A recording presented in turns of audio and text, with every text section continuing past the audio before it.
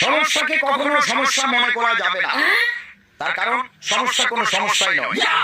আর যদি সমস্যা না থাকে তাহলে সেটাই সবচেয়ে বড় সমস্যা। কিন্তু এখন সমস্যা আছে, অতএব কোনো সমস্যা নেই। তার কারণ হলো সমস্যার মাধ্যমেই সমস্যাকে সমস্যার মধ্যে ফেলে দিতে হবে।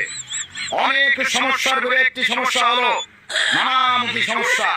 কিন্তু কোন রকম সমস্যায় যদি সমস্যা করতে না পারে তাহলে তো কোনো সমস্যা নেই। আবার যদি সমস্যা এসে সমস্যাকে আবার সমস্যা করে দেয় তাহলে এটা আরো একটি সমস্যা। সমস্যা নিয়ে কোন রকম কোনো সমস্যা মনে করবেন না। সকল সমস্যায় কোন সমস্যাই নয়, আবার কোন সমস্যাই নয়, এটি সবচেয়ে বড় সমস্যা।